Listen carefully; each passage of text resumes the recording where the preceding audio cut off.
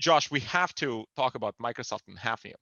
Yeah, so we were talking about that last night, and we were kind of sharing like war stories back and forth. Like 2 weeks ago, I was on the phone with a customer, and I'm not going to name any names because they could be on here, and we were just talking, and I was talking about security, the landscape, some things that they could be doing, and they talked about their Exchange server, and I was like, well, what do you think about Hafnium? Were you affected? Did you get the patch applied?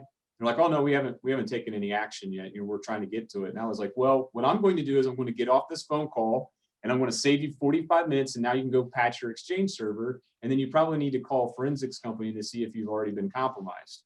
And I literally ended the call early because I was like, I don't want to be a part of something that happens, and I'm wasting, at that point in time, I'm wasting critical time.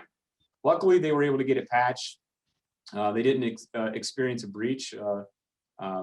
There had been some malicious activity on the server, but thankfully they were okay.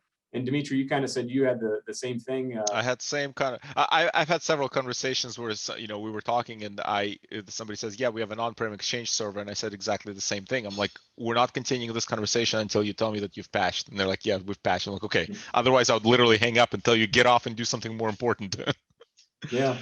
So I mean, I guess what are your takeaways and your perspective of the whole Hafnium thing? I mean, not just from a Microsoft perspective, but I mean, I think it's going to force a lot more people now to look at whether they really want to have on-prem stuff. Although moving things to the cloud doesn't just mean that everything goes away, right? That opens up a completely different can of worms for you from a security perspective. Again, I say it all the time. People get tired of hearing me saying it. The cloud is somebody else's computer. It still requires security. So don't think that just because you go to Microsoft 365 that all your problems go away.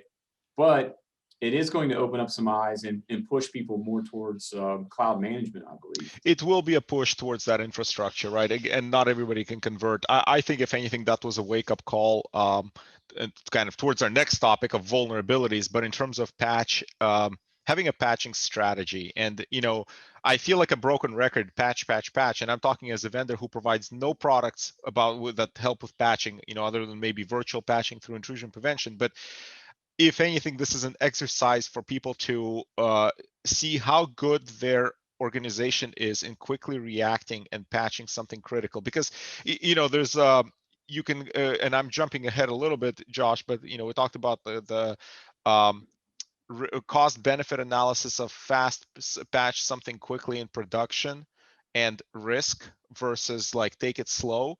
And Hafnium was this example of a vulnerability was a good case study in where you drop everything, damn the torpedoes, right? You patch, because it's a internet-facing server that has a remotely executable flaw that is pre-authentication. That's like the worst thing that you can possibly have. And this thing is one of the highest privileged systems that you have. This is where you drop everything, you patch, and yeah, this was actually, I think this is a bigger impact than the SolarWinds hack, because SolarWinds attack was targeted, but it was targeted primarily at well-resourced organizations. So it was damaging, but it was damaging against those who can absorb the damage and respond.